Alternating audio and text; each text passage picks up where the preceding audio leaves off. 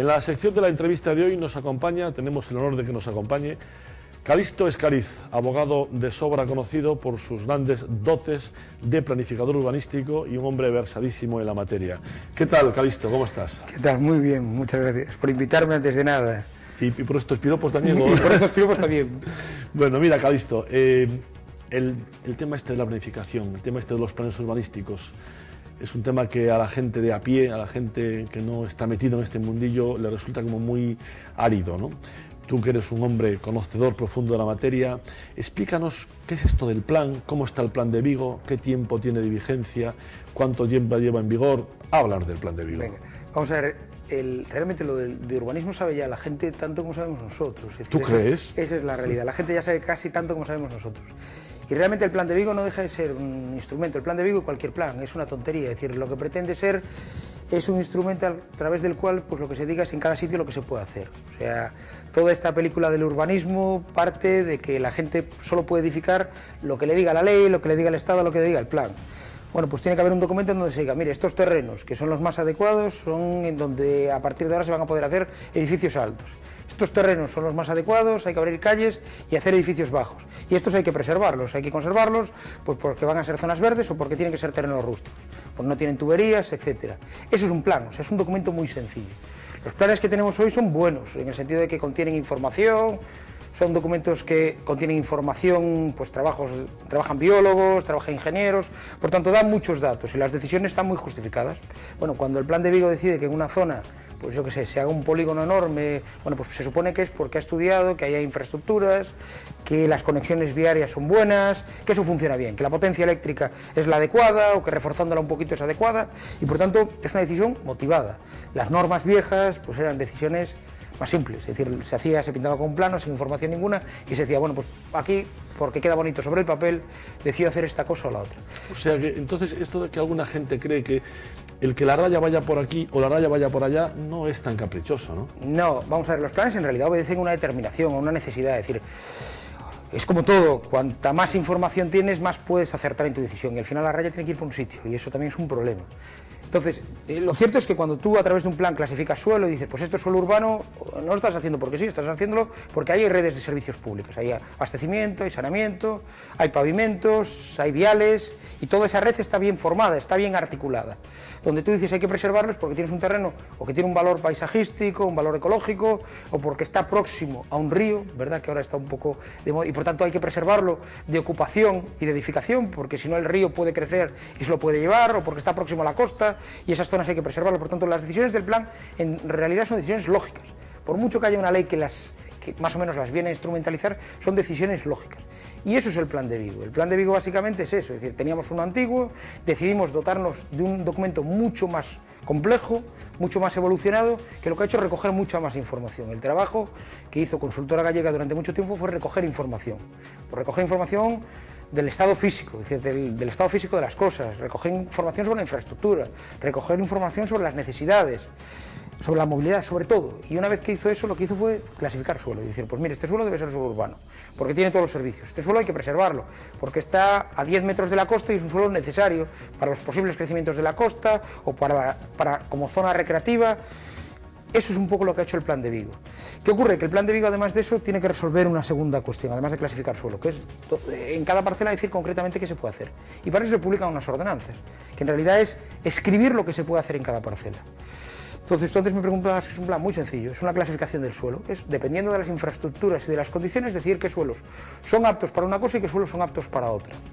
Y a partir de ahí, el plan de Vigo contiene un segundo informe, que es decir, mire, y además, en los que son aptos para una cosa o para la otra, yo le digo exactamente qué es lo que se puede hacer. Se concretan las posibilidades de cada parcela, es decir, en definitiva. Sobre una parcela, en principio, que está dentro del suelo urbano, que es una parcela que es idónea para edificar, dice, pues mire, en esta parcela se puede hacer un chalet o se puede hacer un edificio de 14 plantas. Y todo eso dentro de una racionalidad, es decir, el urbanismo al final es eso, no deja de ser resolver un problema sencillo, que es que el crecimiento de la ciudad y por tanto que el hecho de que vivan más personas en una superficie reducida de espacio no conlleve el colapso ni suponga una pérdida de la calidad de vida. Eso es el urbanismo, es resolver un problema bien sencillo, que es el problema de la urbe. Es decir, es simplemente coger un territorio y en ese territorio, en la medida en que se van metiendo más personas, que no lleguemos a alcanzar un estado de chabolismo, un estado de malas condiciones de vida o de malas condiciones de salud. Y por tanto, es dotar de mecanismos legales ese orden. ¿Y el plan de Vigo, Calixto? Háblanos un poco del plan de Vigo. ¿Cómo está? ¿Cómo lo ves? ¿Qué tiempo lleva en vigor? ¿Qué eficacia tiene? El plan de Vigo tiene muchos problemas porque es un plan extremadamente complejo. Es decir, y sus problemas son básicamente que se elaboró, se pensó, incluso casi se llegó a aprobar en un momento de burbuja inmobiliaria completa. ¿Qué quiere decir? Que muchas de las decisiones que se planificaron estaban pensadas para escenarios de crecimiento urbanístico que no son los reales. Con lo cual el plan de Vigo es verdad que es un plan que en muy poco tiempo tiene verdaderas dificultades, es decir, está pensado para desarrollos muy grandes. Y eso es fácil, cualquiera que coja el plan de Vigo verá que muchos de los desarrollos que hay que hacer ordenados, es decir, sistemáticos, por una sola actuación, por un único promotor o un conjunto de promotores, son desarrollos para hacer miles de viviendas. Eso en el contexto de los años 2004-2005 era razonable, eso en el contexto del año 2012 es muy complejo. Por tanto, es un plan que en poco tiempo tiene verdaderas dificultades porque está planteado en otro escenario económico. Aquella famosa decisión de reajustar el estudio económico del plan de Vigo, incrementando el valor de la vivienda y por eso aumentando la VPA, al final ha sido una verdadera dificultad dentro de la ejecución del plan. ¿Por qué? Porque realmente esos precios de venta de vivienda que se tuvieron en cuenta eran precios sobrevalorados, precios de burbuja inmobiliaria.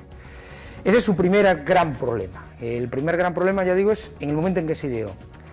Segundo problema del plan de Vigo ya es un problema, como en todos los instrumentos reglamentarios, es decir, es un problema de conocimiento.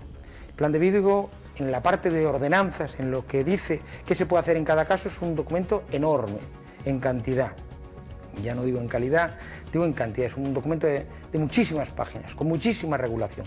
Es una hiperregulación absoluta. ¿Eso qué quiere decir? Que el manejo de ese documento es complejísimo para todos. Para los que actuamos en el ámbito legal, para los técnicos, para los arquitectos, para los ingenieros y para los propios funcionarios, que yo creo que han perdido la eficacia de un documento que manejaban. Eso está derivando en que actualmente el urbanismo en Vigo sea especialmente lento, especialmente difícil, las interpretaciones llevan mucho tiempo. Por tanto, teníamos una máquina muy mala, casi un tractor muy malo, pero que nos permitía avanzar a un ritmo lento pero razonable. Ahora tenemos una máquina excepcional que nos ha venido de Estados Unidos, que nos hace 1000 funciones, pero todavía no nos hemos leído del todo el manual y por tanto no sabemos casi ninguna de las funciones que desarrolla y cada decisión que queremos tomar nos cuesta muchísimo tiempo. Eso es lo que provoca entonces, a tu juicio, que esté todo un poco eso provoca, retrasado, ¿no? Claro, eso provoca que el plan de Vigo esté teniendo una mala o una lentísima ejecución. Es decir, el plan es complejísimo desde el punto de vista normativo y van a pasar muchos años antes de que todos los que actuamos o interaccionamos alrededor del plan nos hayamos acostumbrado, nos hayamos familiarizado. Tú a cualquier vecino de Vigo le preguntas por la ordenanza 1.3b y casi se la sabía, la del antiguo plan.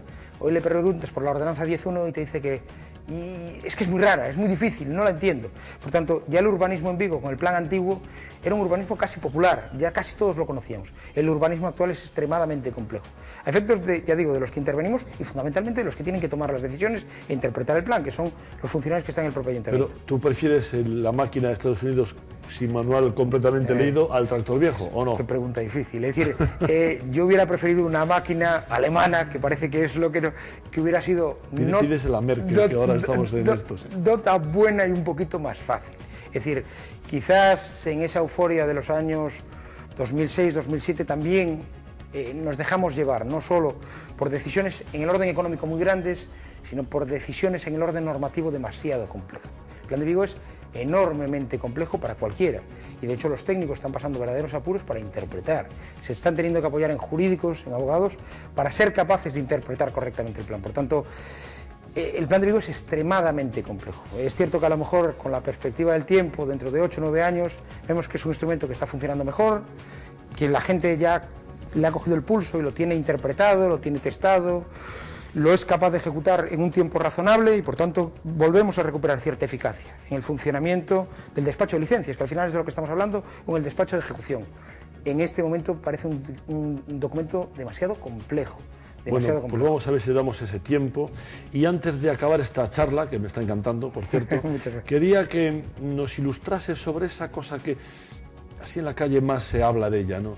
Esto de los derribos, de las licencias que no están bien dadas, que a alguna gente le tiran la casa, que un edificio se tira, que otro no, que no se legaliza, aunque sea ya brevemente, que tenemos poco tiempo. Indícanos qué pasa con esta situación. Mira, al final, en realidad el problema es el siguiente, es decir, cuando una persona hace un edificio, o hace una casa, o hace un piso, hace una construcción, esa persona tiene que pedir una licencia, es decir, tiene que tener un título de la administración que la habilite. Si no la tiene, está condenado en muchos casos a que si la administración le pilla en 6 años, pues se la mande tirar e incluso le imponga una multa.